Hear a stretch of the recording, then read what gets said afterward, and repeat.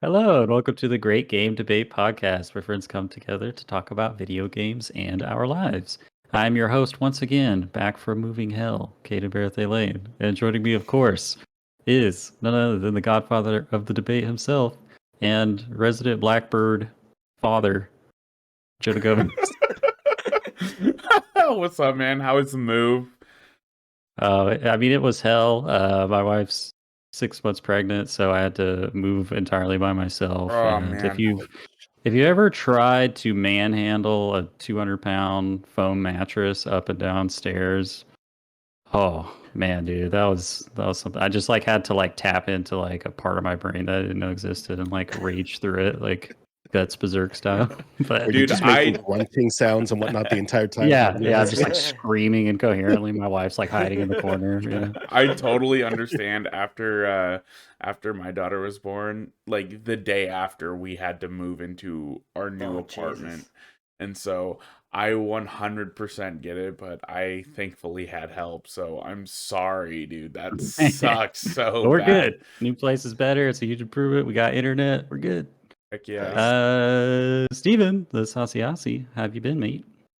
Yeah, good, man. Just freaking playing Resident Evil 4 just non-stop. I was playing Resident Evil 4 before I bought Remake, and then I've just been just going one to the other. When I can play Remake, I've been playing Remake, and then at night and stuff when I'm with the kids, I'm just playing Resident Evil 4 on my Switch, and it's just been such you got a jolly time revisiting your veins right now. Yeah, one of my favorite games of all time. So yeah, it's just been awesome. Oh, yeah. Love it. Sounds like heaven.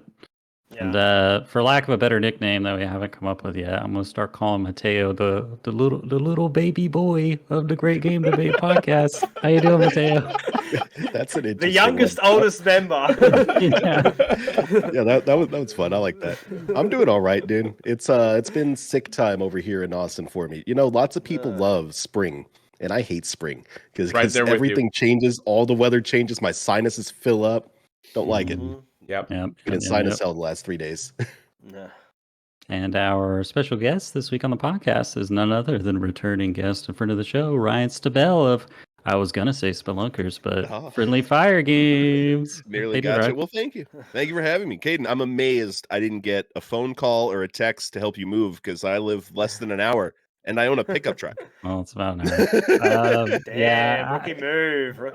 All I could say is, I grew up in one of those toxic environments where my parents were the kind of people that hated imposing on other people and never asked for help, and I guess that affected me, so I got to do better going forward. Also, I was hoping I would live closer to you now, Ryan, but it's the exact same distance. I just moved laterally around the circumference of you, Still, it's anywhere in Connecticut from where I'm at is no more than an hour away, crazy. really. Except for Danbury, which is 2 hours from everywhere. Yeah. That's where our birth center is, and we live closer to Danbury now, which is nice because we were driving over an hour to get there from our last place. So, because everywhere's 2 hours from Danbury.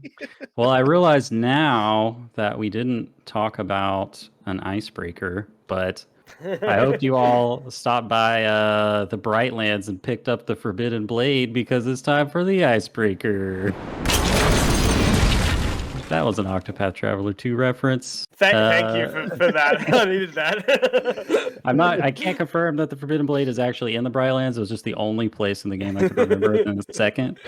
But it is indeed the time for the icebreaker, and we have a question coming in from Chris Logan.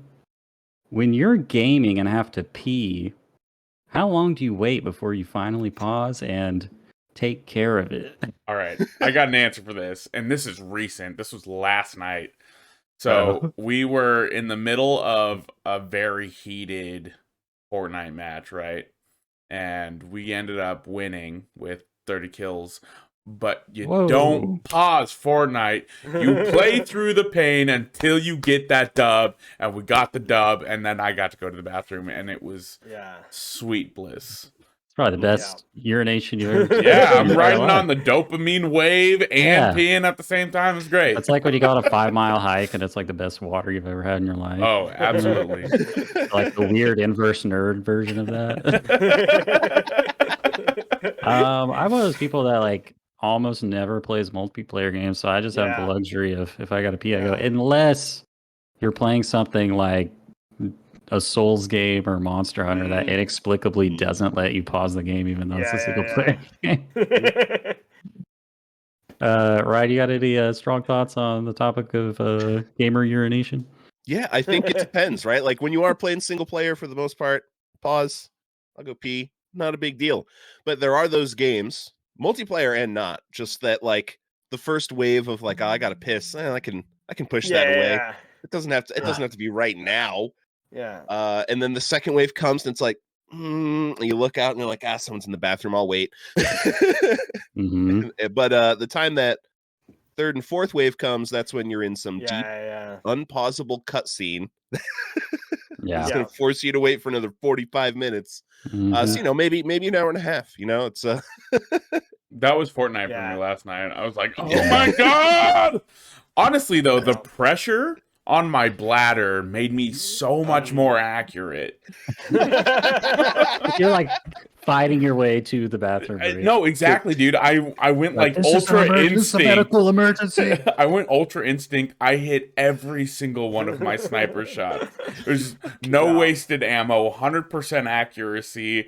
I was on another plane of existence while my bladder is pushing on the insides of my body, and I'm like, ah! It was something else, but I achieved new heights. I really want to be the voice of reason here and say, when you need to pee, just go pee immediately. Just go pee, yeah. But get your prostate checked. I was playing gun game with Jonah the other night, and I had to pee so bad, but Jonah and I were like 1 and 2 fighting for like the number 1 spot. I wouldn't have tried to step away from that game for anything. Wow.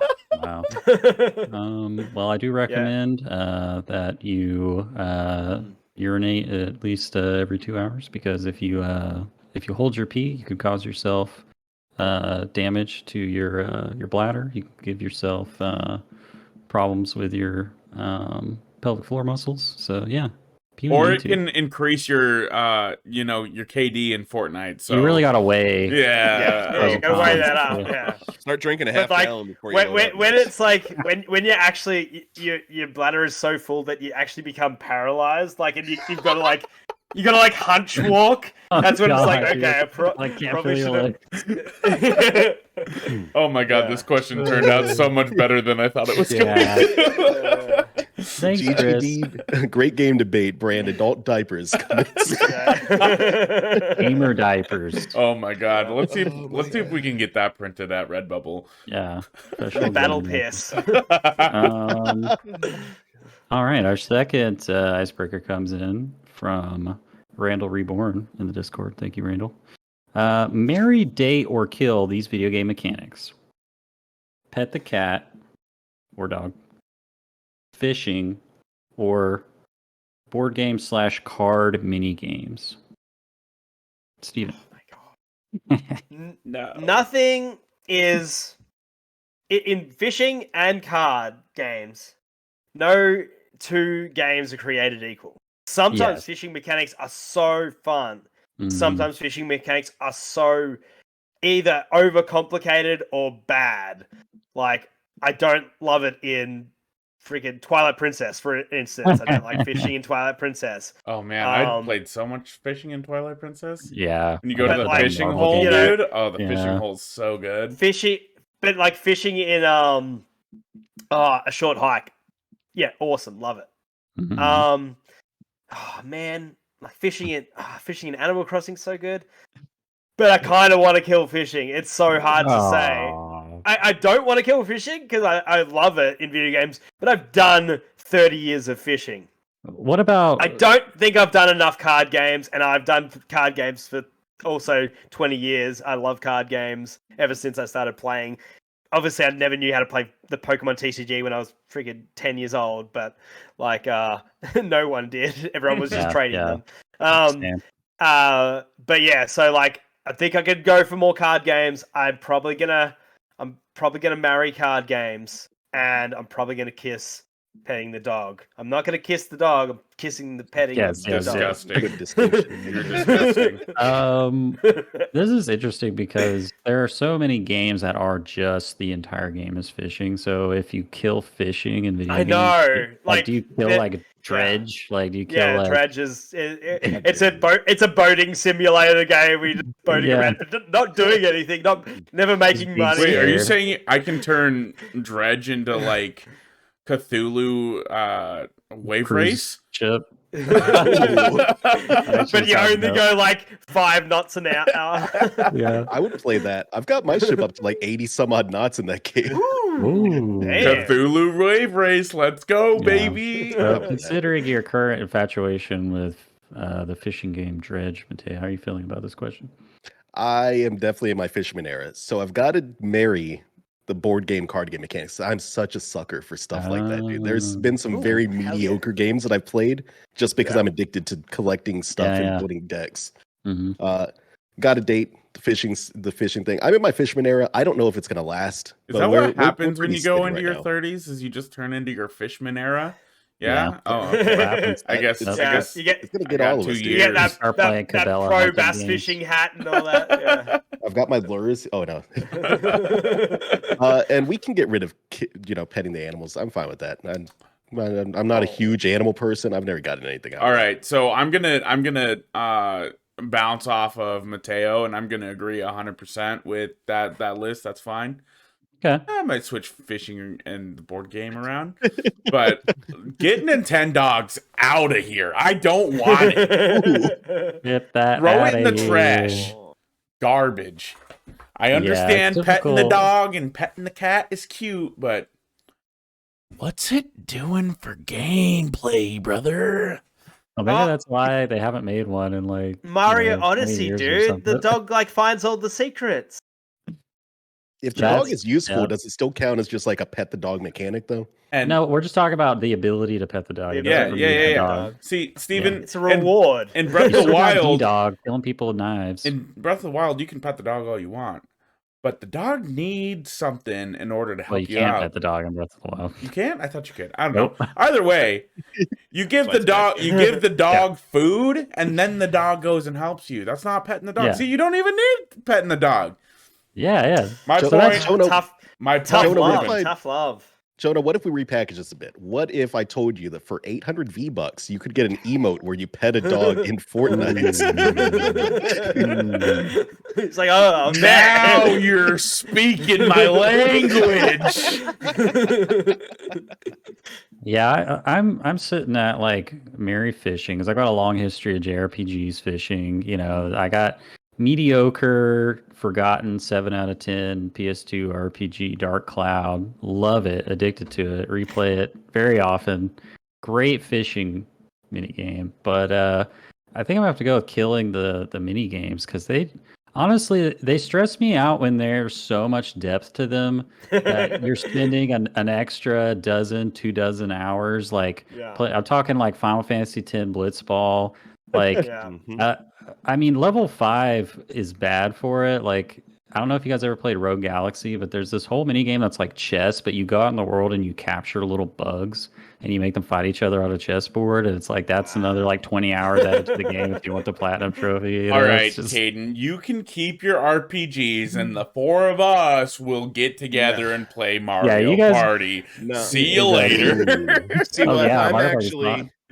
I'm with Caden here. I'm killing board and card mini games. I cannot stand them in any game. If I want to play a board game or I want to play a card game, I'll go load up a board game or a Damn. card game. But for me, Sorry, it's Inscription, you suck.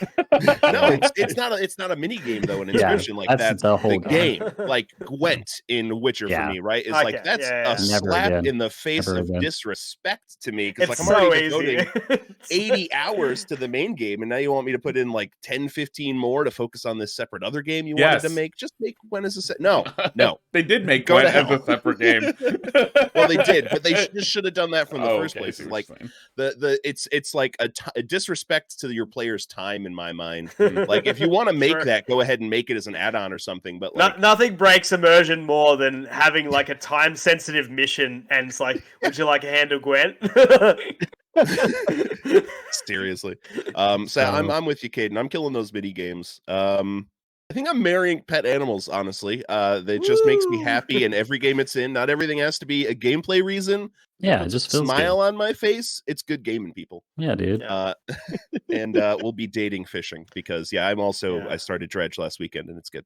One of the biggest like things I loved and also hated from Pokemon Sun and Moon was SOS chaining, but to try and get a Marini, you had to SOS chain for so long because it was like the cry for help from one of the Pokemon would bring Marini, who was like the predator, to come in, and it was just like, no, this too has much, to end. too realistic. Frustrating. Yeah. Random tangent for Jonah. Talking Twilight Princess here. I played that on the Wii, and I read about it in Nintendo Power before it came out in the fishing mechanic. And so, like, at the beginning of the game, you just get a regular fishing rod, and it's just like you just like press A or whatever. It's not like the fishing hole mechanics. I was trying to apply what I read in Nintendo Power to like the regular fishing rod. I couldn't understand. I kept trying to like use the reeling motion, like nothing was happening. I was like, why doesn't this work? Until I figured out it's just pulling the thing. But yeah, that for some reason, I don't know why, but that is the reason why I've demoted Twilight Princess out of my top like Zelda games, simply because of that fishing rod at the start. I hate it so much. Like, the whole opening. There's so many more things to be upset about in Twilight Princess than the fishing. It's like, oh, you like the goat herding? I guess. Okay. Yeah, slightly like more. Sumo wrestling, the village chief move. Oh, all right. Oh, dude, the sumo wrestling stuff. I wish that was a mini game. Like you just go back and tournament bracket. There was sumo wrestling stuff in the Zelda game. Oh yes. You gotta wear the iron boots to be strong enough to sumo wrestle Gorons, or else they'll just like crush you instantly. Yeah, dude. Man, I just wanted to look up videos on this now instead of doing the podcast. I'll talk to y'all later. And then you get Link with the shirt off fighting. Oh, let's go, baby.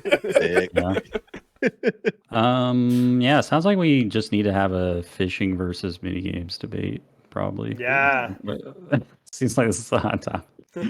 Well, we'll move on to our little interview here with you, Ryan. Since the last time you were on our podcast, you guys over at Spelunkers have rebranded into Friendly Fire Games. Not since the last time. Oh, really? We've already done... I think we've already done Was this. I not there for that one? Yeah. But there's been a lot more development since then. There's been a lot more. You guys are still chugging with your gotta rank them all if you want to give us a status update. Oh my god. We'd love. You guys got to be closing in. We are, right? It's like 4 more episodes, I think. Wow. We've got left, which it sounds right. And then the DLC for Scarlet Violet will drop, and then you'll have more Pokemon to rank. Oh my god! Yeah, they're probably going to bring out a couple more Pokemon with that, huh? Yeah, probably. He's like, oh no, so close to being free. So close. Do you guys think you'll actually? We're ending on episode 68. We'll run out of Pokemon, which 68. This close to greatness. just not as nice as it could have been. Yeah. Well, 69 will be the DLC Pokemon first. Yeah. Right. Yeah. Exactly. Yeah. The extra content, they say. Yeah.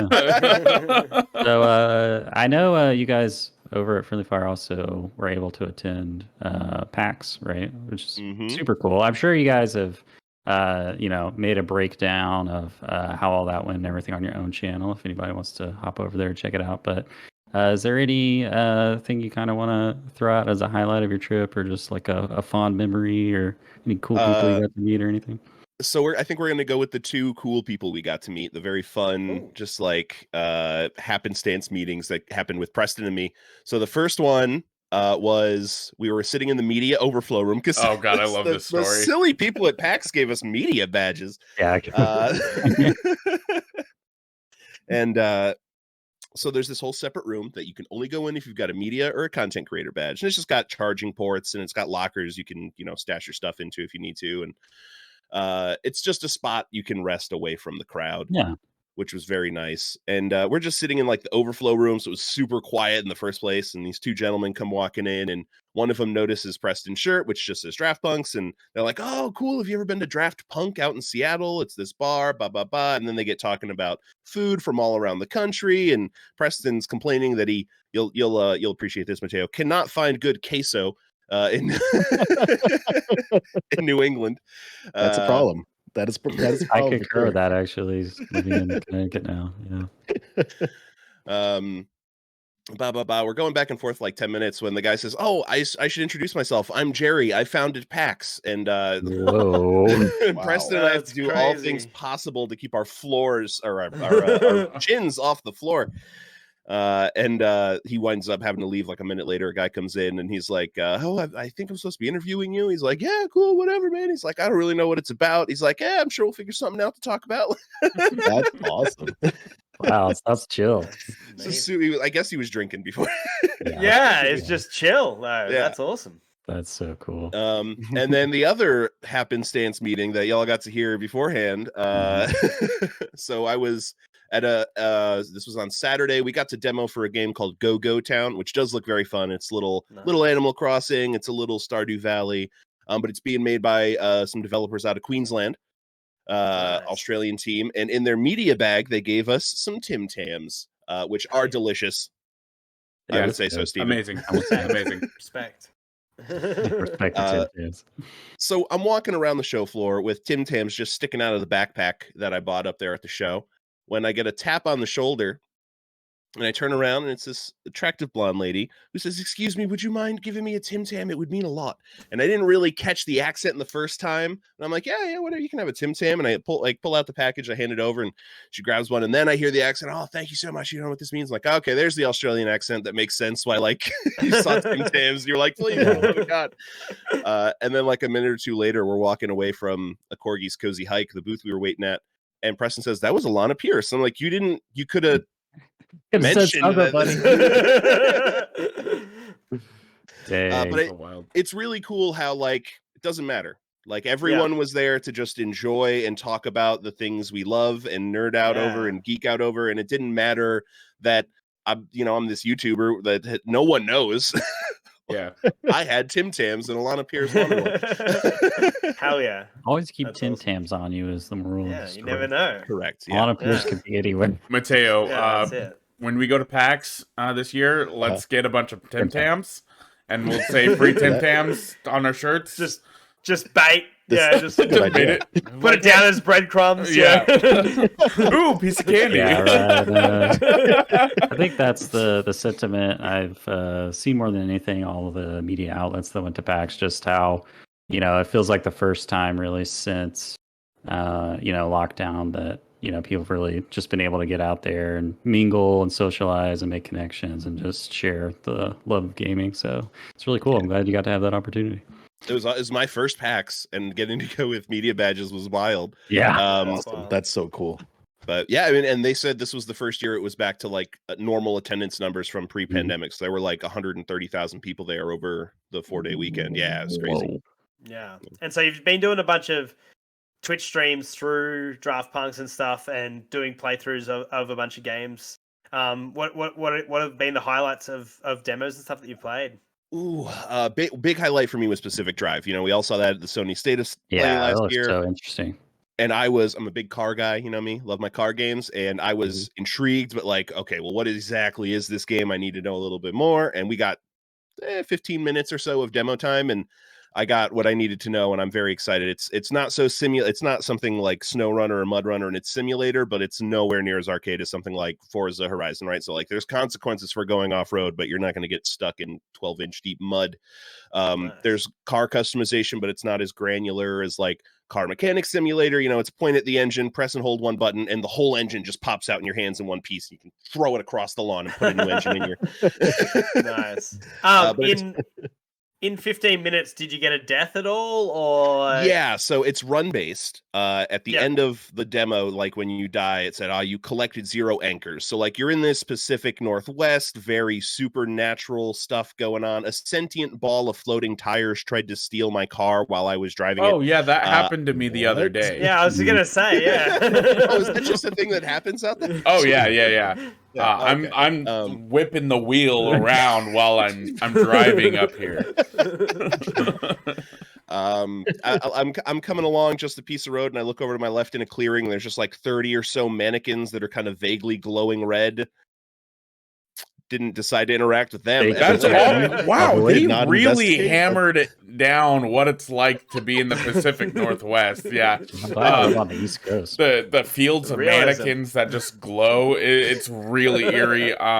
Make sure not to stay away from fields at night because they will come towards you. Good to know, because when I picked this game up.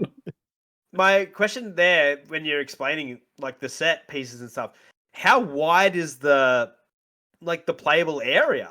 Or is it like, are you stuck on a road sometimes and then it's like a bit of a forest sometimes? Or like how wide's the lane, do you feel? So the road's wide enough. You're going to be going off-road more than not. The map is unique. You're going to get the same map every time you load in for a run, but instances around the map are all unique and going to be varied. And what, as you go around. do you always stay on a sort of road and you just choose left and right a few times? Or is it like you can just go across a field as well?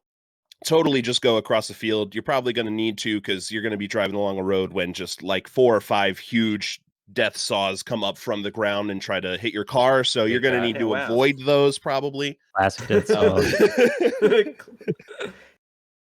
Yeah, I'm really intrigued to like figure out whatever this supernatural thing they've got going on is. Yeah. Like I think that's going to be the thing that makes or breaks the game. I think mechanically you're going to have a good time, but I don't think this game is going to be a 10 unless the story nails it. Right. But they've got me intrigued, I'll tell you that. Yeah. Sounds like fun. I love like a good like spooky mystery game like that. That's why Dredge was like right up my alley. I want spooky mystery games like that. Inscription. We've done some good ones recently. Yeah. All right. Well, thank you so much, Ryan, for giving us an update of Friendly Fire Games. And that'll turn things over to Jonah the Judge for the debate.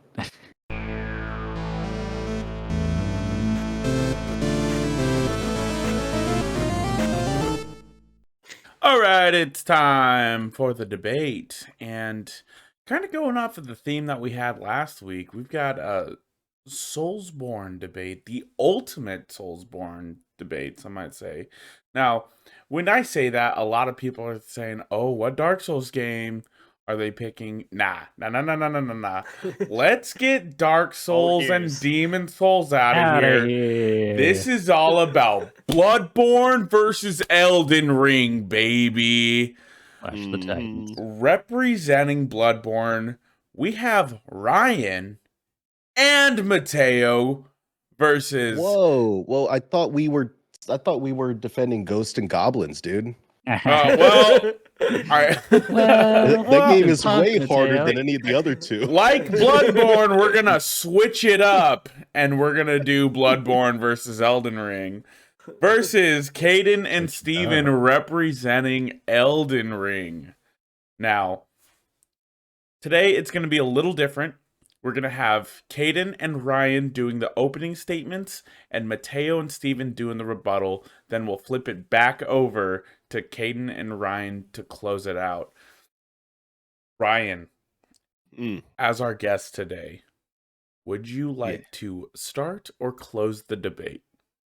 I'll start us off. All right. Ryan, you've got 2 minutes on the clock.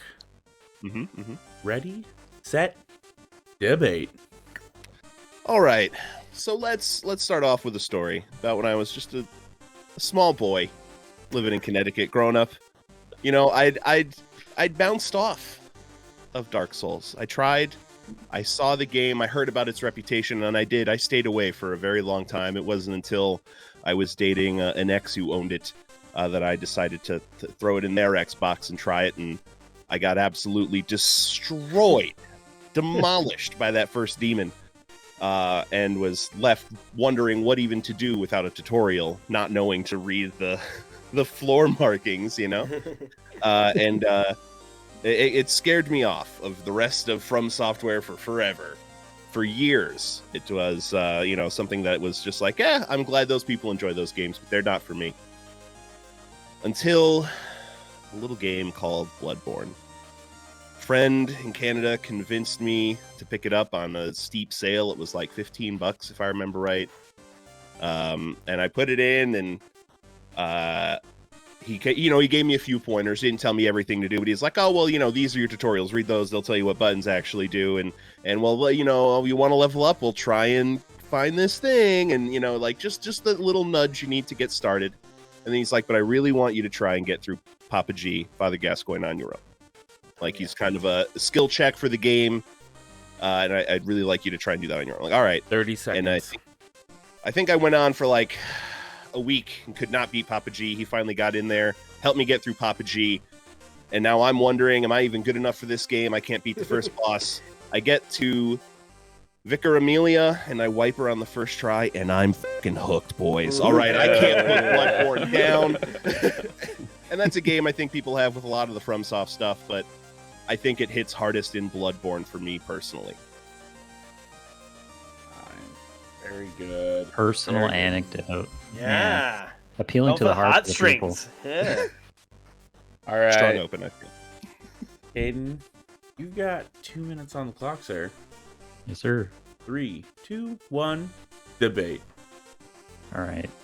I just think Elden Ring, the more I look back on it, it's like this is my favorite game of all time now. It's just 10 out of 10. Like, I just can't believe how incredible this game was. It came at a time in my life I was huge life transition. Moved from North Carolina to Connecticut for my wife's new job. I ended up living for 2 weeks with friends while we were waiting to move across the country to our new apartment, right when Elden Ring came out. So I had literally no obligations for 2 weeks with Elden Ring. 150 hours later, here we are, boys. There's this criticism of Elden Ring that it's too much. It's bloated, and it's like, even with doing everything I could find in that game and clocking in 150 hours on the first playthrough, it's just I'm ravenously salivating for more. I'm so From Software pilled, it's insane. But Elden Ring was just an incredible experience. I think it is the team at From Software's magnum opus. I just don't know if they're going to top Elden Ring. We're going to get Elden Ring 2, and it's going to feel like Dark Souls 3. But just that, I feel like the Souls games have sort of stagnated over the years, especially the Dark Souls games, and Elden Ring, with the inclusion of the open world, the horseback riding, the openness and options to help new players, has just taken it to the next level. Very nice, very nice, very nice. All right, let's move on to round 2 with our rebuttals, and this is where the PvP really kicks in. Mateo, you've got 2 minutes on the clock. Ready, set, debate. Okay, so I want to talk about Caden saying that he just wanted more and more and more, because Caden is a galaxy-brained gamer. He is so much smarter than I am, and I am a wee little smooth-brained dummy boy. And I needed less in Elden Ring. I needed some guidance. I needed someone to hold my hand through that game to figure out what the hell I was supposed to be doing. So that's my main criticism about Elden Ring as far as from a gameplay standpoint. Point 2, Godfrey, otherwise known as Horlu. It has been categorically proven that he is not the buffest boy in gaming, and that title actually belongs to our man Zangief. So I just want to toss it out there. If you had Zangief in Horlu's spot, if you'd recast him, Elden Ring might be the better game against Bloodborne. PC mod. PC mod. It could be a mod that might fix this issue. I like the aesthetic of Bloodborne more to give like a serious response. I really love that Lovecraftian like Victorian England gross slimy aesthetic that they went for. Elden Ring just feels a little bit more generic. I feel like the boss design isn't as exciting. I think that the Souls games in general have a boss issue that they're like, let's make him a big guy with a bunch of extra limbs and let's make him, I don't know, slimy or spiky or something. And that's their boss design. So I've got some issues there. I think that Elden Ring is a little bit more guilty of it than Bloodborne. But mostly, here is the main problem with Elden Ring.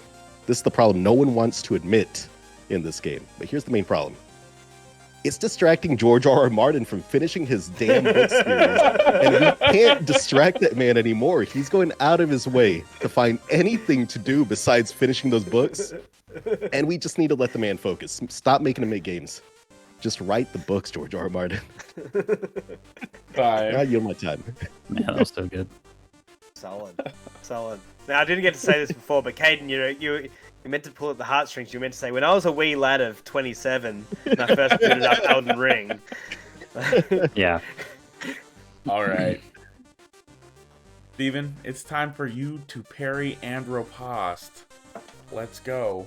3, 2, 1, debate.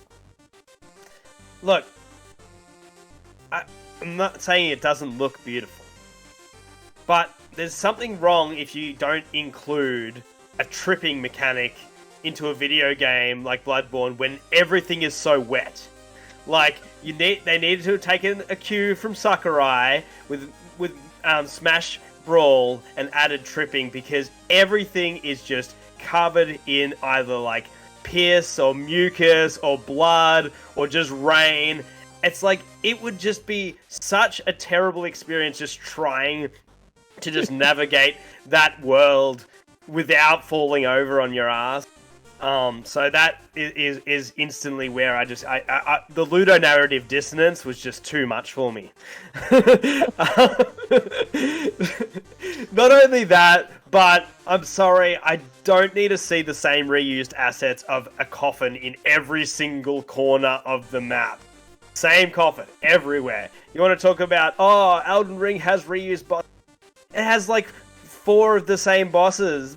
Bloodborne has like 5 assets, it seems like, and it's like, I could do a skull maybe. Is a skull like scary? I could do some like tentacles, or like and that's about all they've got going for them. And like the guns suck. Like it's cool as an idea as a parry, but like why is suddenly in this universe they're just like, what should we load into these guns? Like paper maybe. That like would probably be a good deterrent against like these beasts, like something that just makes them go but not actually hurting them.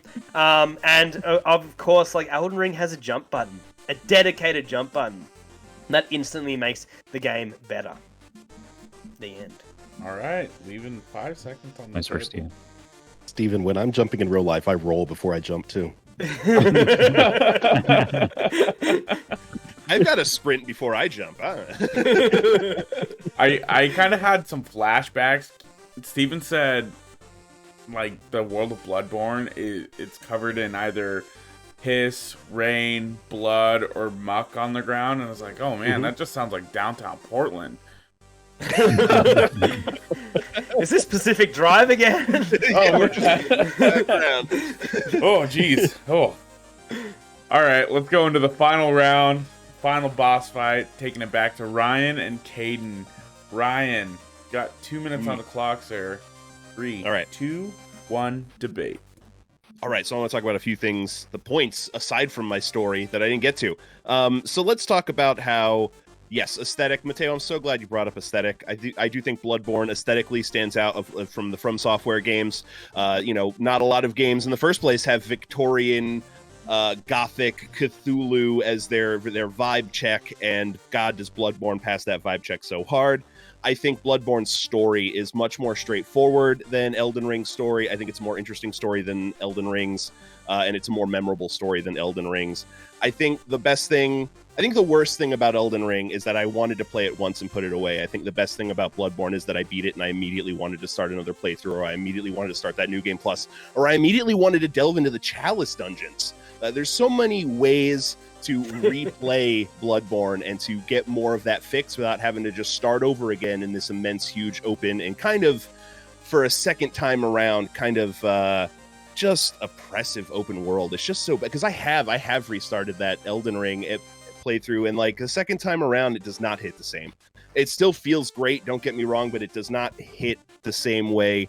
Where Bloodborne, for me, you're not going to get that story surprise every time, but God, going through those first lanes in Bloodborne is just so nostalgic, and it feels so good, and knowing where every enemy is, just, you feel like a master of the game, and it's awesome. I think Bloodborne, as far as like in the lineage of From Software games goes, I think Bloodborne is kind of like their first step to say, hey, we can take this formula that we have proved to be positive and good and tweak it and make it something a little bit different and make it more unique and more specified to a certain play style. And it was the first time they took a formula that they were confident with and tried to push it in a different direction. And I think that's gone in a lot of ways since then, but it was their first time to try and break out from that first demon in Dark Souls medieval knight kind of, setting in fantasy. And obviously they just have better shoes in the Bloodborne world, so they can't trip. Time. Other souls, baby. You know what's amazing is that, like, we didn't hear a single thing about trick weapons, so I guess they just aren't good. So that's cool. That's interesting. Wow, they're just so good, I don't even have to mention them. Oh, all right. It'd be an unfair debate otherwise. The jury is not allowed to make a decision based on any information about trick weapons. All right, Caden, you've got 2 minutes on the clock to close this thing out. 3, 2, 1, debate. Okay, I take umbrage with the assertion that Elden Ring's environments are generic. I mean, you look at the Academy of Raya Lucaria versus Caelid versus the Shiafra River Valley versus the Anthill, the Lake of Rye. I mean, just an absolutely jaw-dropping amount of artistic direction went into this game versus other open worlds, like Ubisoft open worlds, Assassin's Creed, that are just, it's boring, copy paste the same stuff, it's phenomenal, the art direction of this game. If both of these games are action RPGs, that Elden Ring is clearly the superior one. Everybody who goes through Bloodborne is going to have like almost the same experience. You choose your trick weapon, but the guns don't do anything. They're just for parry. Everybody just uses the pistol because it's the best one. Don't bother upgrading it because you just use it for parry because its damage is shit. And hunter tools are the closest thing they have to magic. Nobody uses any of the hunter's tools besides the one that lets you dodge faster. The rest are completely useless. And Elden Ring has like one of the best, like most expansive magic systems in an action RPG I've ever played. And you can have so much variety on a playthrough. You can do your guts, heavy armor, greatsword playthrough. You can go on a second playthrough, be Faith, you're shooting lightning bolts, summoning dragon heads, breathing rot breath. Third playthrough, you're shooting your Kamehameha blue beam that melts bosses in one hit. It's just, the variety for replayability is just phenomenal. Also, Bloodborne is trapped on PS4. It's a chuggy 30 frames per second. There's no PC version. Elden Ring has an incredible PC modding community, adding more value to the game. They've added a up to 6-person co-op mode with seamless progression. You could just play in the same instance of the world and have co-progression for as long as you want without getting kicked out of players' games. It's just, Elden Ring is the desert island game that is for you. Play Elden Ring. Wow. I guess since every... Go ahead. Sorry, the little voice in your head, even though it was going to hurt us, when you were talking about all the awesome places in Elden Ring, I was just like, talk about the mountaintop of the giants. We don't talk about the mountaintop. We don't talk about the mountaintop of the giants. Oh, man. Okay, so I guess I'm the only one that has to vote on this one, which is going to be freaking hard. Let's see. Wait, why can't the rest of us vote? Huh? Why can't the rest of us vote? Our completely unbiased votes. Yeah, completely unbiased votes. Perfectly reasonable. All right, I guess I'll let the rebutters vote. Mateo, let me hear your thoughts. I will vote for Ghost and Goblin. No, I'll vote for Bloodborne. One thing I 100% do agree with, and like Caden parried it really well, saying about the amount of different builds you can do, and he didn't bring it up, but the fact that you can respec so easily during your first playthrough gives it that sense of replayability in one playthrough. So where people might feel bloated and bogged down, it's like, go respec. Go play a completely different version of the game. If you're getting a bit, I'm a bit dull on just using greatsword or whatever, yeah, go respec. Upgrade materials. But You're not going to be able to like. But that's the thing. Video game length is so tied. It's so tied to replayability. So if you've got a 10 out of 10 and it's only 30 hours long, whereas you've got a 10 out of 10 and the main quest alone is like 50 hours, 60 hours long, you're gonna I can easily replay Dark Souls 1. I can technically easily replay Bloodborne, but I'm fighting against it, so I'm not allowed to say anything about it. This is just going back into our New Game Plus versus post-game exactly. content. Yeah. That's the thing. That's why Resident Evil is so good, because it's like they're like 10-hour games, and you can play them in 3 hours and that. It's just so replayable because you get that 10 out of 10 experience. You're happy to go back. So yeah, that is the biggest hit against Elden Ring. But oh man, it's just so good. But literally, and your vote I am is so intensely biased because it's got a jump button. That is my one necessity in video games is to have a jump your button. Your vote's for Elden Ring? Of course it is. Okay. Because we're completely unbiased here. Of course it is, guys. Of course it is. Took him freaking 2.5 full minutes to explain his. So we got one vote for Ghosts and Goblins, one vote for Elden Ring. Notice what it is? Battletoads. Battletoads. My vote is gonna go towards The Legend of Zelda: Tears for the Kingdom. Let's go. Tears for the Kingdom. I'm gonna have Tears for the Kingdom. Tears of the Kingdom. God, I can't even say it right. Yeah. No. I think. Oh man, this is so hard. Ryan, you opened it up. Bloodborne right there. I know I've got the blurry thing. Let me unblur my camera. And you literally got the you got the tattoo on your arm. Wow, you know what? I didn't realize how legitimately he loved Bloodborne. Bloodborne, I love that Bloodborne poster so much. I mean, if it sways your that's vote, a really good Berserk tattoo, but you've missed like half of it. It's supposed to be on the neck, right? For yeah. You know what? Just with how strong the opening and the rebuttal was, I'm gonna go Bloodborne on this one. Even though Caden wrapped up Elden Ring so nice. Yeah. Ryan's right. He didn't need to bring the trick weapons to get my vote. My vote's going to Bloodborne. He appealed to the everyman. He had ex-girlfriends, so he had this whole character drama going on, like, you know. It had an arc. He didn't say whether he broke the Xbox game and stuff afterwards. No, it's the merch tattoos. I think it's fair to say that. Like, we all understand the implied hoodie that was taken as well in that exchange. Mm-hmm. Yeah. Like, so we felt that, yeah, even though it wasn't explicitly stated. Yeah. It was a high school hoodie. Yeah. One of these days, I'm not going to be able to resist Caden's Siren song, and I'm gonna have to play Elden Ring again. But I keep putting it off every single time we record. Let's go, Ahmad. Let's go. Yeah, beat Ryan Lucaria, then you just get to do respecs all day, just filling out the whole game. But now, it's like choosing between two masterpieces. You can't go wrong with either. I think it's established at this point that Elden Ring is a more friendly entry for newcomers to the genre. But beat Elden Ring, go play Bloodborne. But yeah, I would give it the IGN rating of too much water. No, you're right. They're both 10s. I mean, come on. Yeah. All right, with that, we'll go on to our last week's debate, which Mateo already spoiled, but Uh-oh. it made for a good rebuttal. Winner with double the points, mind you. Oh, what are you talking about? Double the points Frickin'. was our man Zangief putting Horlu in his place in the ground. The champ Damn, himself. himbo simps. Steven, when it comes down to one person being powered by like a godly power, and one person just doing a little bit of like steroids from the Russian government, Russian government person is the natty person in this argument. I am more natty than you.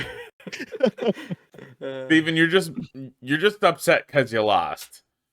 Yeah, I am. Or lose the new kid on the block. So give it 10 years and maybe Yeah. we'll have a rehash. Just no respect for the 18 pack, obviously. Just- Clearly fake. I mean, come on. Yeah. And with that, we'll see you in the pitch.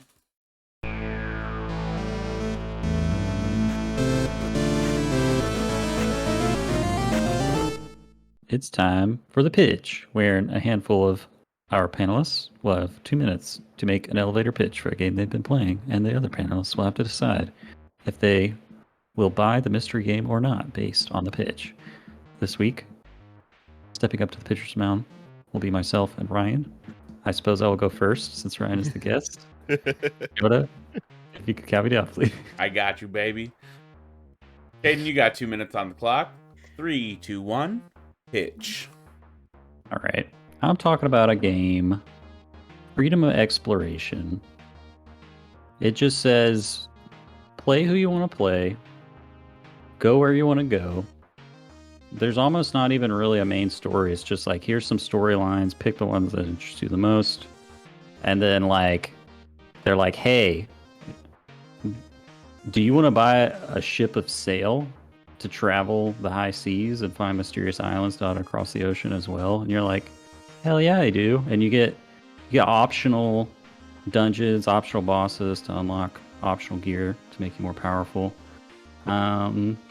It's really just a game about going to the city, going to the slums, asking an orphan about their life, and they're like, all I want in life is to protect my sister. It took me all day just to beg to collect enough coins to buy this scrap of bread to feed her. And then you can pickpocket the orphan and see that all he has in his inventory is a scrap of bread. And then you just steal it. Literally worthless to you. You sell it for like 1 coin and it heals you like a minimal amount of HP, like 100 HP. No reason to do it other than just to be mean-spirited. But the fact that you have the freedom to live out that fantasy, because you're never going to do that in real life. You're never going to feel the adrenaline rush of stealing a scrap of bread from an orphan in real life. So why not live out that fantasy of the video game? 30 seconds. It's a game about, do I want to follow the journey of a country bumpkin girl that just wants to be a star and you're just like fighting against theater managers? Or do I want to stop a world-ending catastrophe and fight against kaijus to tame them to become my pets to fight in the coming apocalypse? You know, it's just like, where, high or low, you know? Damn. I know a game. Damn, that this got me is. so hard. Yeah, so do I. Oh my god. I have you make me no want to play idea. it. Yeah, I Oh. don't think I know. I have no idea, but I love You'll feel like, it's the duh, when you hear what it is. I love it's the age-old tale of talking to an orphan about their life. Yeah. Pickpocket him and steal I his hard just day's love- worth of work. Nothing you trust, I just bro. love how it swerved so much from like, this game has all this added content and you can go off and do all this stuff, but the real story is about this poor meat. kid that I'm stealing from. Proverbial meat is the literal Man. crust of bread. All right, who's buying? Well, Who's buying? he didn't even talk about it, but yeah, the system in this game, the main system is phenomenal. If it's the game I'm thinking of, and That's I not what want to we're love it.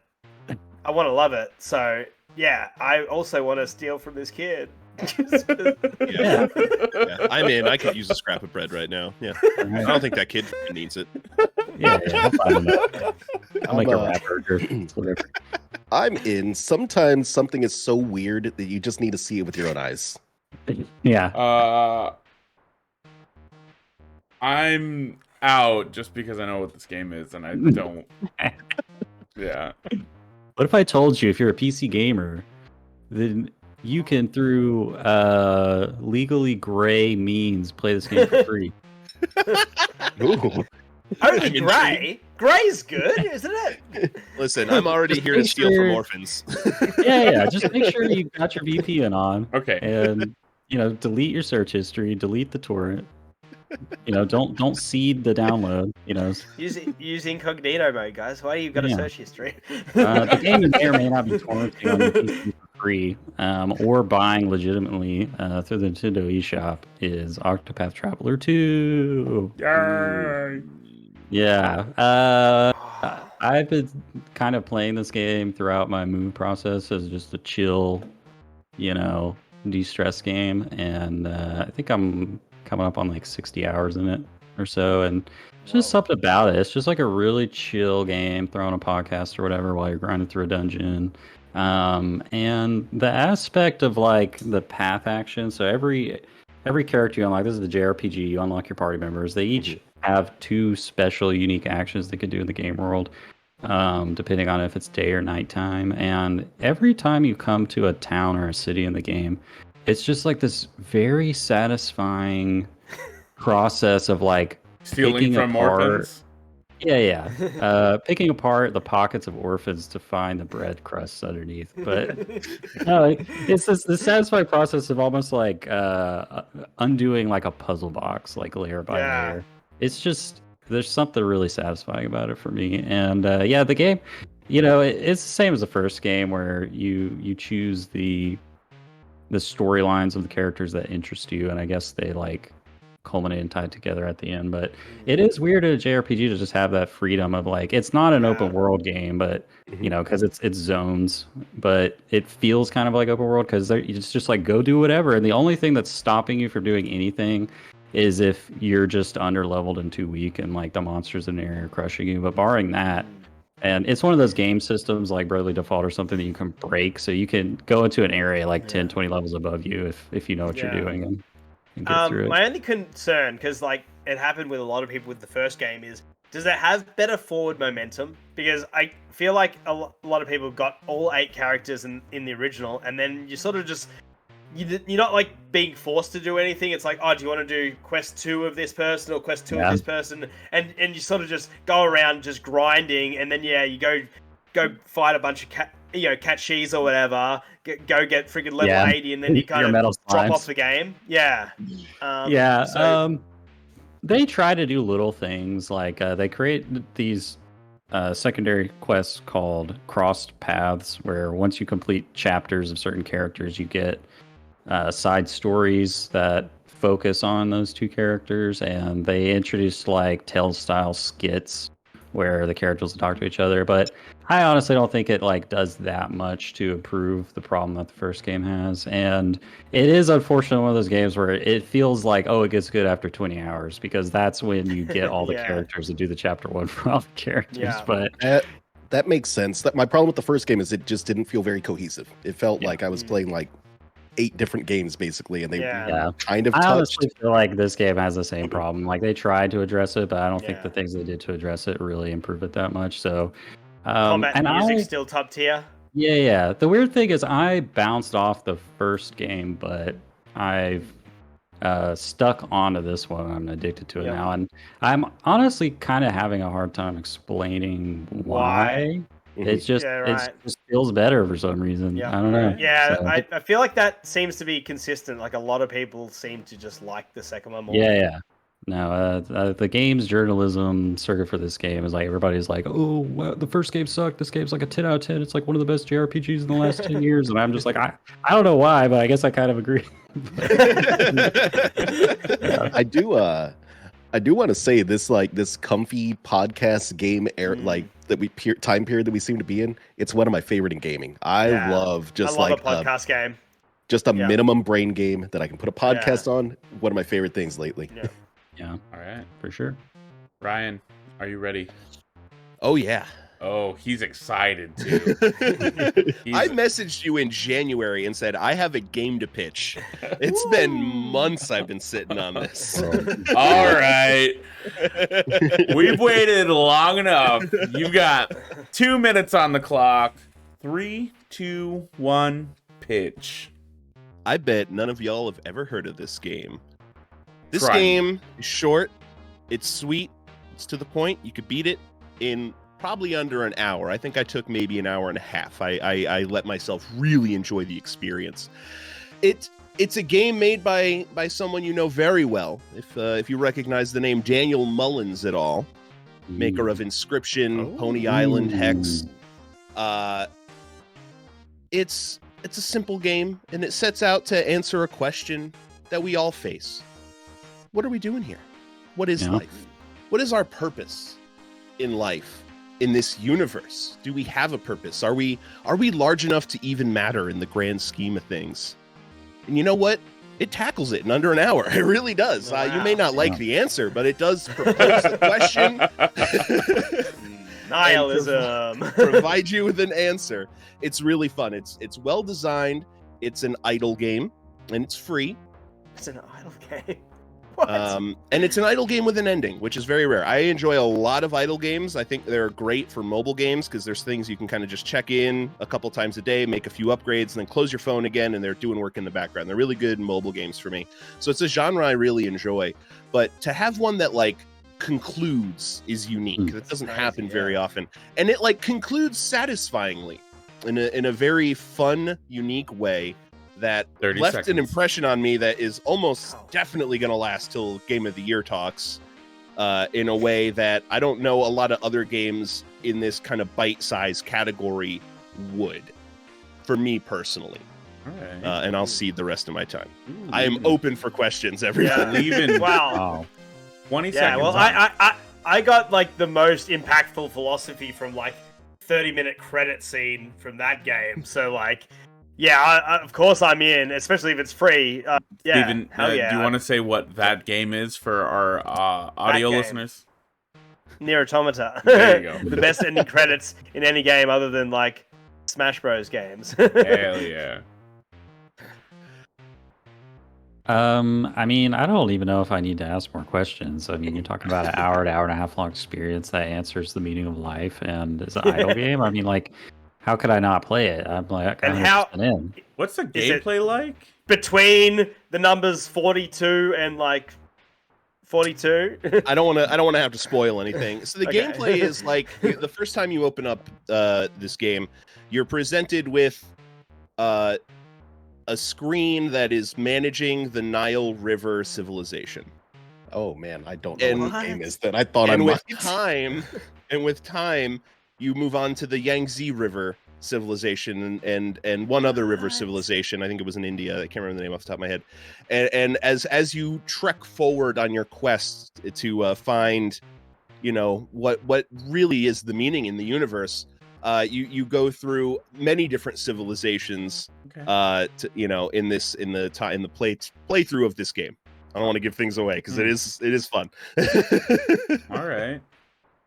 And an hour of actual playtime, but there's idle mechanics, so you're playing over a couple of days, I'm guessing. Oh no, it like start to finish. No? Like yeah. Okay, start to finish. I came home, I downloaded it in like 10 minutes because it's a super small game, and I had it beat in like an hour and a half. I was messaging my friends about it. I was like, I'm already done.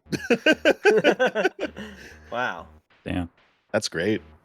I did just want to say that there is a meaning to life, and it is to survive long enough to witness the release of Tears of the Kingdom and to live long enough to beat it before you die. After that, you're good. That's all I live for now. Yeah. Everything is ending in 2023 this last year. I mean, quite possibly, but we won't go into it. Okay, who's buying? I think I'm in. Me. Yeah, I'm in. Yeah. This game sounds like it's cost about $350, so I'm probably in. Man, I don't have a good reason not to. You got yourself a super buy, my friend. Full sale. This is boba. Boba. Like the tea? Okay, so we're making tea. Yeah. I'll. Where would you like me to drop the itch link? I can. Yeah. what the you've been general playing. chat. I don't know. You can Yeah. drop Game that in news? the, I don't know.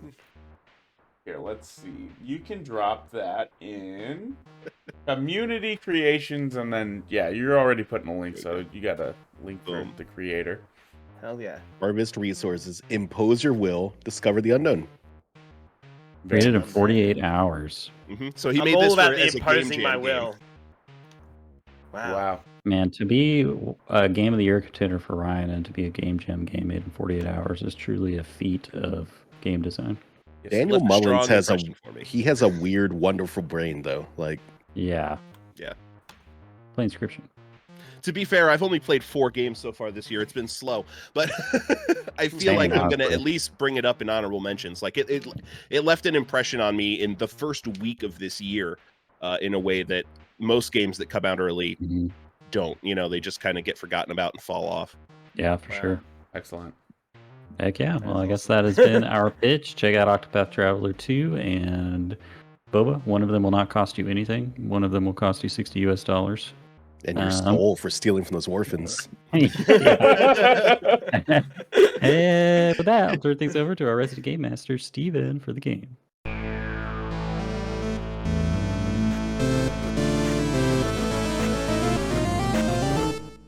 All right, welcome back, lads. We've had a bit of an extended break because we're all Yu-Gi-Oh nerds. So we're getting amongst a new game, and this is one that I've seen on many shows before. It's Finish These Lyrics, where I will start singing / speaking out some video game adjacent or songs featured in video games, and then you will finish the line or finish the hook. So it's pretty simple. We're going to go 10 questions, maybe with one bonus one, and starting with the famous Jump Up Superstar from Mario Odyssey. Oh no. Can you finish these lyrics? And please call out with your name so we can go with whoever calls out first if you know the lyrics, but let me finish. All right. 3, 2, 1. Here we go. Off the rails. Did you know it's time to raise our sails? It's freedom like you never knew. Don't need bags or a pass.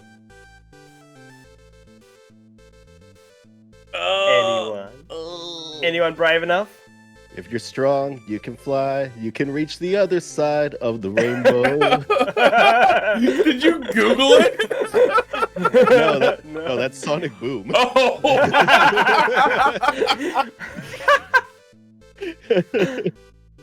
All right.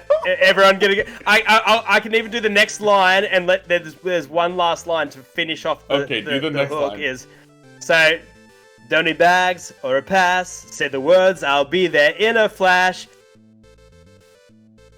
You could say Nah, I don't remember. I've got the tune you in my could head. say my hat is off to you.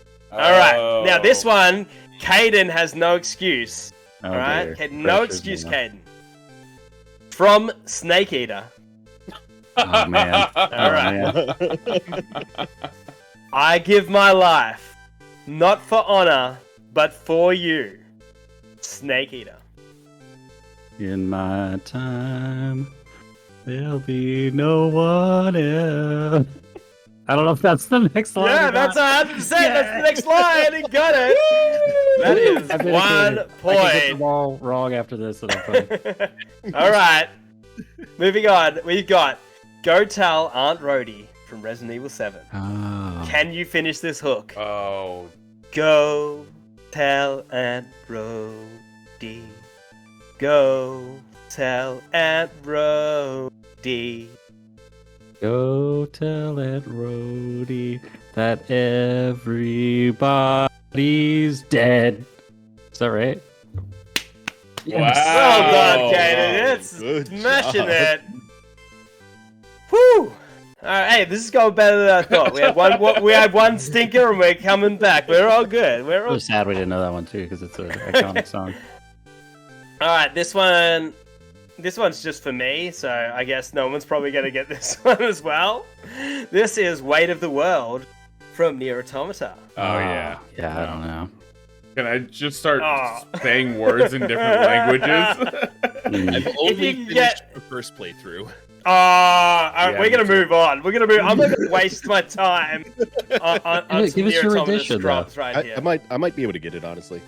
Okay. Man, I gotta remember how it goes. Tell me, God, are you punishing me? Is this the price I'm paying for my past mistakes? This is my redemption song. Yeah, anyway. We're moving on. Let's move on to a video game adjacent song that everyone should know, and if you don't, well, slap yourself in the face. This Wait, is Jonah Forget might be You. dying over there. Hey, no, Are you dying, Liu Kang. He's recovered. Forget You. In quotes, this is the clean version by CeeLo Green. We have I'm sorry, I can't afford a Ferrari. But that don't mean I can't get you there. Pretty good. I don't know if I ever heard this song. I know the chorus of this song. I know the chorus. You'll get a half a point for the chorus. Go for it. Yeah, looks like another death. The next bit is a video game lyric that old nerds should know. Oh, I'm not I 30. guess he's Yeah, same. an Atari, right? oh yeah, but He what says else? Atari. Yeah. Something about an Atari.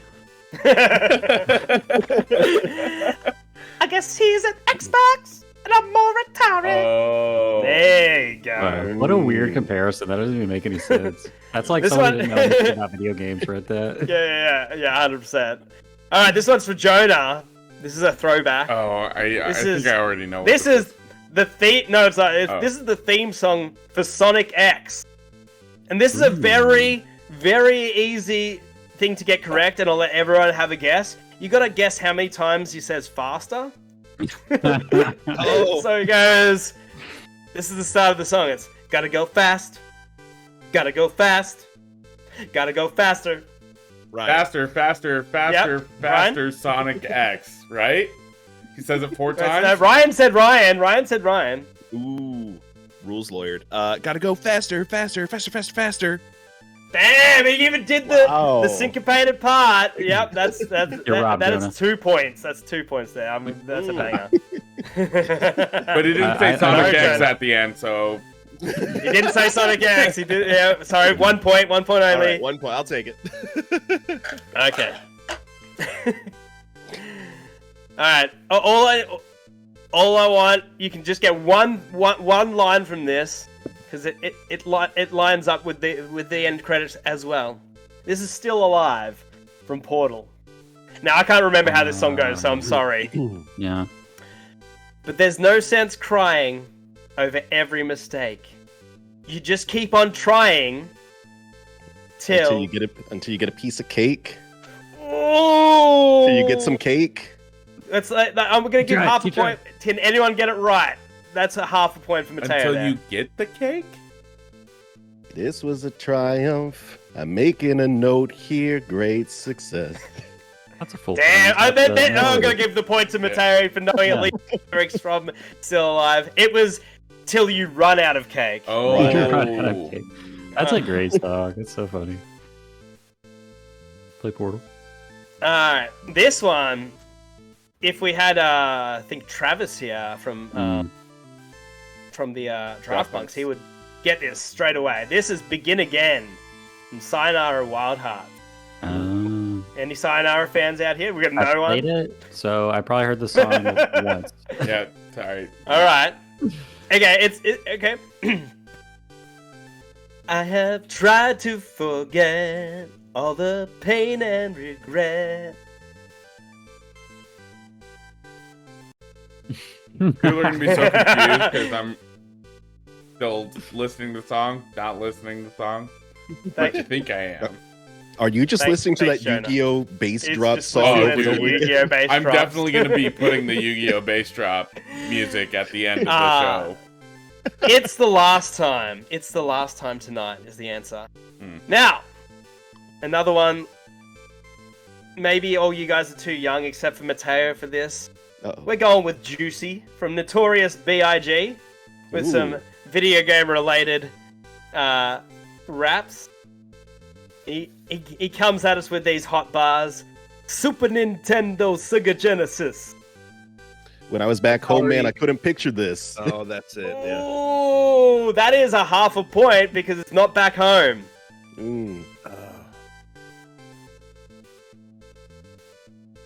I'm not. Well, why don't you enlighten us, Stephen? Half a point. It is Dead Broke. Ah, Very close. I do love Juicy. That's a good song. Hell yeah. That one's gonna be way too hard, so we're gonna skip over that one. What was it? So I think it was Blood Upon the Snow from God of War Ragnarok. Nope. Who's gonna know? No. Yeah. All right. This is a fun one. We're doing Make It Bun Dem from Far Cry 3. Dude, I can't remember the lyrics.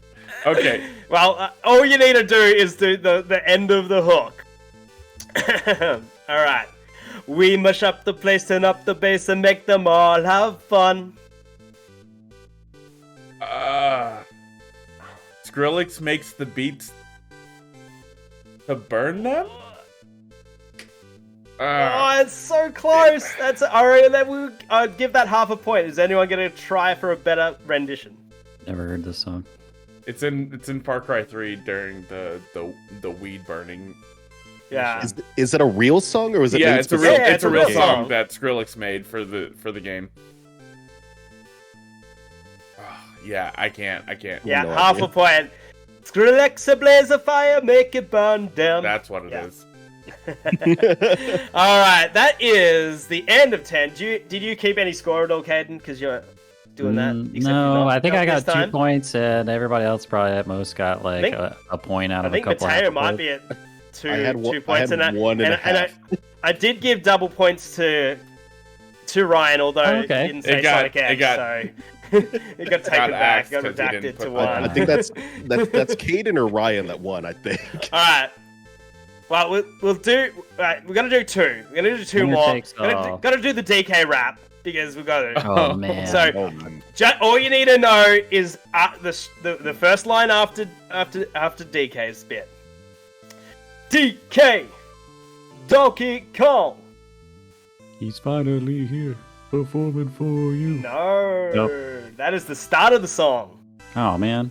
DK Donkey Kong. He's He's Ryan. yeah. He's the leader of the bunch. you know him well. God, yeah. He's finally back to kick some tail. There it Yeah. is. That- Half a point to both of you. Okay, then this What's the one. coconut guideline? You've got to get this 100% correct. Like, I need but the everyone coconut has to. guideline. I didn't do Okay, the okay. coconut gun because no one's gonna remember that. So we've got to. Everyone has to give their rendition. Okay, it's a requirement for this last one. I think Caden's won.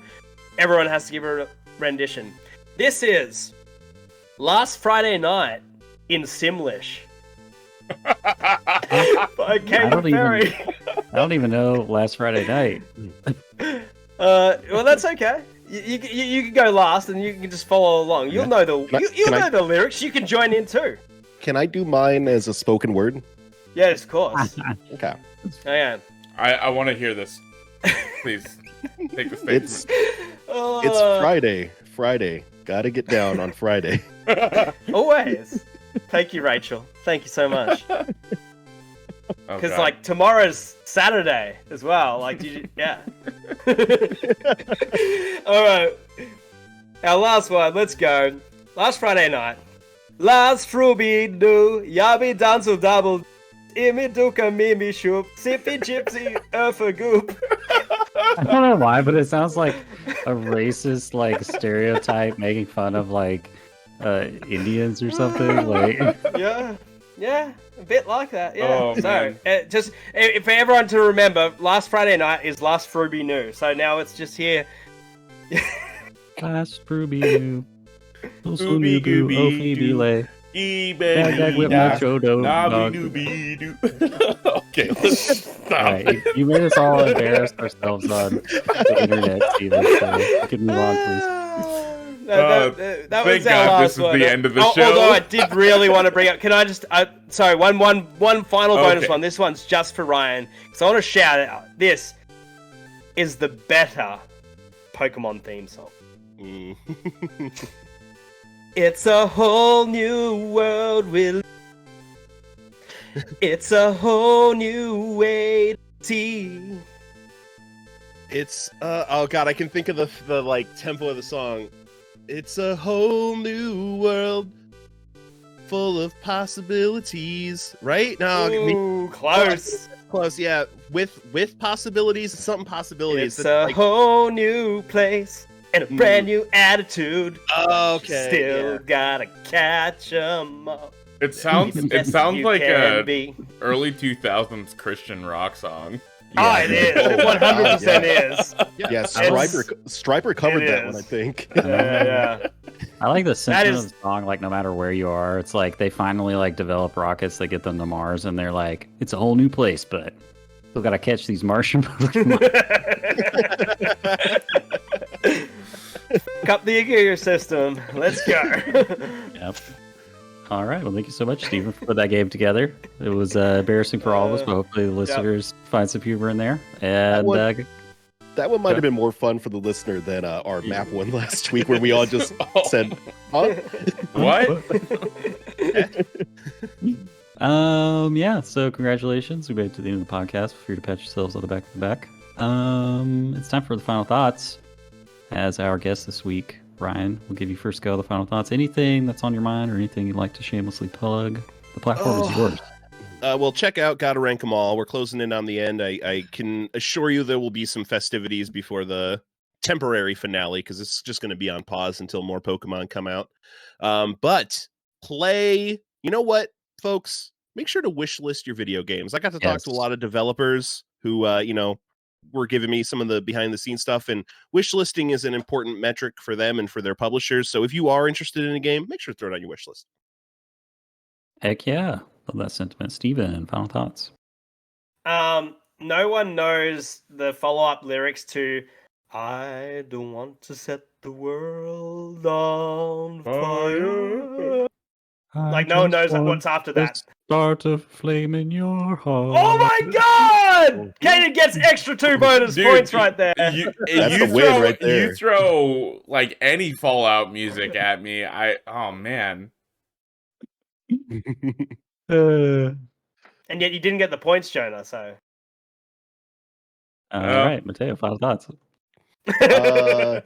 Let's see. Final thoughts. I really wanted to watch that the new Blade Runner today, but instead I fell asleep after about 30 minutes. Good movie. So I can't say whether it's a good movie or not. But I will say there's no Harrison Ford in the first 30 minutes of that movie, and that's kind of disappointing as an old Blade Runner fan. I don't have anything Hey, to plug. you know what? anything You else. saved yourself like 2 hours. So Shout out to Dave Bautista, Damn. though, man. He's Oh. really highlighted that movie at the beginning of the movie with him in it. I love him as a dramatic actor. He's so good. What was that new M. Night Shyamalan movie that came out? Knock at the Cabin Door or something? Something like that, yeah. Yeah, it's a mid movie, but Dave Bautista's like 10 out of 10 in it. So maybe check it out. He's being underutilized, dude. He needs some better roles. Yeah. All right. Well, my final thoughts are I've been your host as always, Kid Birthday Lane, and shout out to Jonah, who is also about to tell us his final thoughts. I feel like I did this the last time. You too. did do this the last time. Final thoughts are, Ryan, thank you for showing up, man. We appreciate you. Hey, thanks for having me. Thank you for giving us so much insight into what goes on during PAX and stuff, and it's allowed Mateo and I to prepare for PAX West. Mm-hmm. I wish Bring I in could. 10 cans. You guys are gonna love it. You're gonna have so much fun. I wish I could prepare more, but they take forever to open up all their listings for PAX West. So I'm still waiting, but it's gonna happen. Mm-hmm. Anyway, I have a music rec for you guys. Ooh. It is a little hip hop group called Joey Valance and Bray, and they have a lot of like video game and pop culture references and just like really good lyricism. And they kind of sound like Beastie Boys and early 90s hip hop, like really good stuff. And the kid's like 22.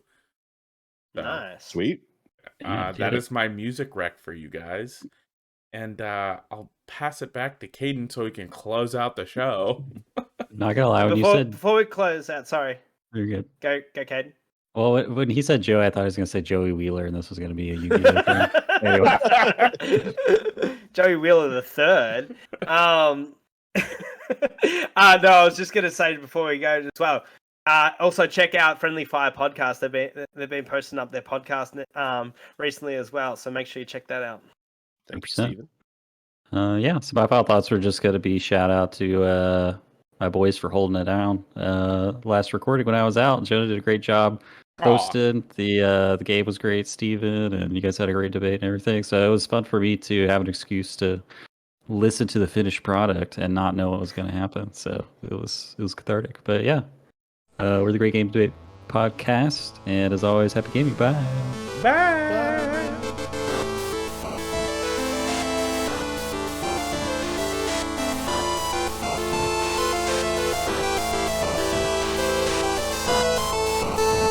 As always, a big thank you to our friend Misdriven for the music in our podcast. If you like what you hear and you want to check out more of what they have, you can pay them a visit on Twitter at MIST_RIVEN719 or on Bandcamp at Misdriven. Thanks again for tuning in. Till next time. Rom, I feel like I died the most on in my first playthrough. Rom wasn't bad for me. I think and the that's the one Blood-Starved Beast is the one that fucked me up a Yeah. lot. I don't know what it was about that battle, but it broke my brain. That fight was tough until I learned the important life lesson from Beyonce. Left to the left. You always dodge to the left. It's just a way more efficient way to not get hit and be in range to hit. I don't mind.